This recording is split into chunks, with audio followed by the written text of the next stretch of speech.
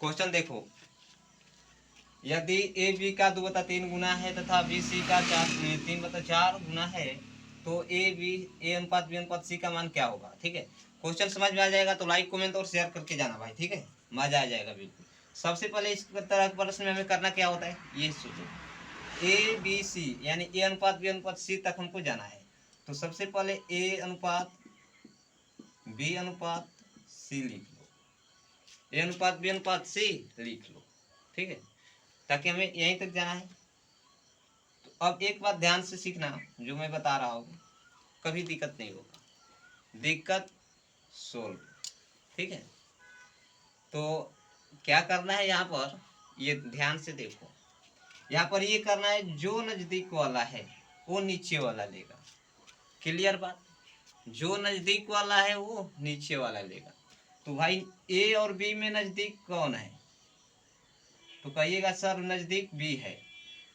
तो बी जब नजदीक है तो बी क्या लेगा भाई, नीचे वाला लेगा।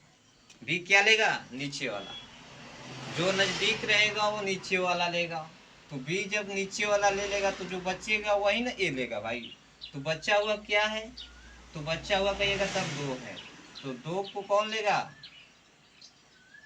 ए लेगा। तो इस रेशियो क्या कहेंगे, 2:3। अब आगे देखो, बी सी का 3/4 गुना है, 3/4 गुना है। बी सी का, किसका, का मतलब गुना होता है। बी सी का 3/4 गुना है, तो 3/4 गुना है भाई। तो बी सी का, तो नजदीक वाले कौन है, बी सी में नजदीक कौन है, सी। तो सी क्या लेगा, नीचे वाला। सी किसका लेगा, नीचे वाला। तो जब सी नीचे वाला लेगा तो क्या ले लेगा, 4। सी लेगा 4, और ऊपर में बी क्या लेगा, 3। ठीक है, तो बी में आएगा 3, यानी बी सी का अनुपात हुआ 3:4, 3:4। अब क्वेश्चन जरा ध्यान से देखो, प्यार से बन गया है। ठीक है, इसे हम चाहेंगे तो रेशियो को बैलेंस भी कर सकते हैं, लेकिन रेशियो को बैलेंस करने से अब कोई फायदा नहीं है। ठीक है, तो क्वेश्चन को क्या करना है, देखो खाली स्थान में थैला थैली कर लो मेरे प्यारे भाई। ठीक है, यहाँ से 3 को थैलेंगे तो सीधा यहाँ का आ जाएगा 3। एक बार आगे से थैल दिए, अब पीछे से होकर थैल देगा।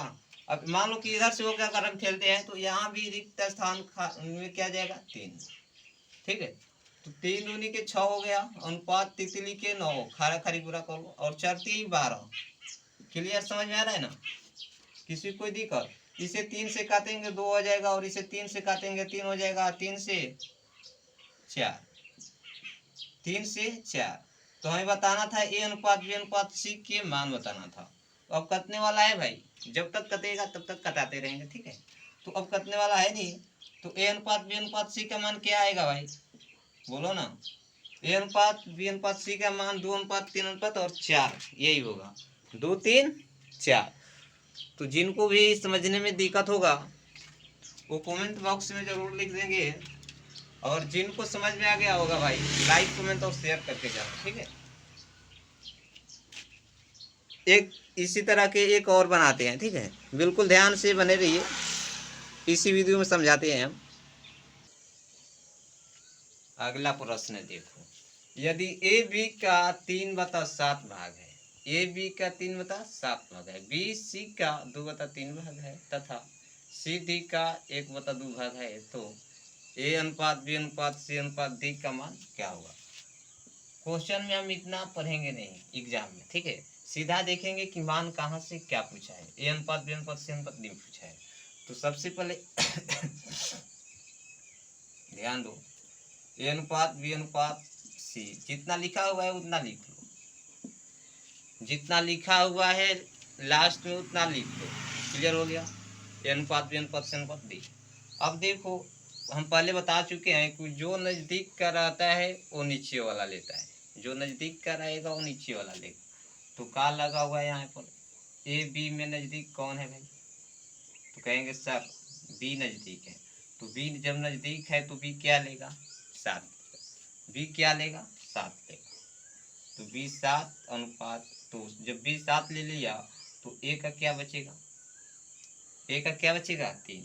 यानी ए अनुपात बी का मान क्या होगा, 7:3, 7:3। क्लियर है, देखो BC का 2/3 भाग है, BC का 2/3 भाग है।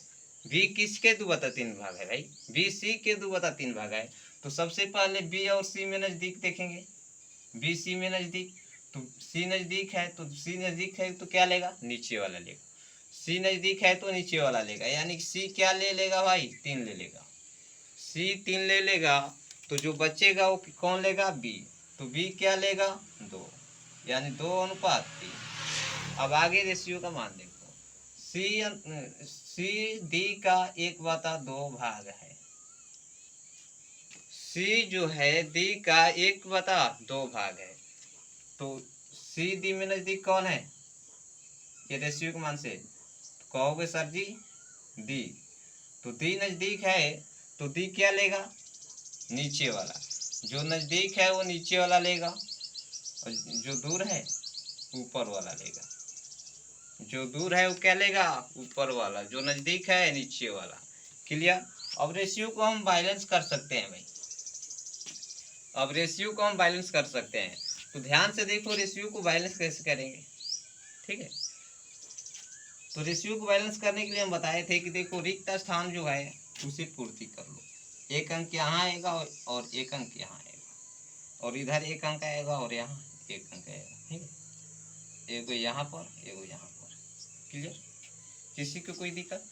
तो इसे पूरा कैसे करेंगे? ध्यान से देखो, यहाँ से इसे धा के थेलेंगे, ज़्यादा नहीं थेलेंगे, बाहर चल जाएगा तो दिक्कत हो जाएगा। यहाँ से इसे थेलेंगे। ठीक है, तो यहाँ से जब थेलेंगे तो ये रिक्त स्थान में क्या आएगा भाई? सबसे पहले 7, और यहाँ भी 7। क्लियर है? किसी को कोई दिक्कत? अब देखो एक बात और, अब अगर यहाँ से थेलते हैं तो इधर क्या जाएगा भाई? क्लियर? अगर इसी को हम यहाँ से ऐसे तो यहाँ आपको क्या आएगा? जो सामने है खाली स्थान में उसी को लिख देना है। क्लियर? अब इसे खारा खारी गुणा करो, तो इसे गुणा करेंगे कितना हो जाएगा भाई? बोलो। 3 दूनी के 6 अनुपात 7 दूनी के 14 अनुपात 7 के 21 अनुपात 7 दूनी 14 17 का 21 21 दूना 42 21 दूना 42। अब ध्यान से देखो एक बात भाई, ये रेशियो जो है कटने वाला नहीं है, नहीं कटने वाला है ना। तो 6:14:21:42 यही जो है क्वेश्चन का सही आंसर हो जाएगा। ए अनुपात बी अनुपात सी का मान यही होगा। ठीक है, ए अनुपात बी अनुपात सी का मान क्या होगा? 6:14:21:42। ठीक है, लाइक कमेंट और शेयर करके सभी लोग चले जाना भाई।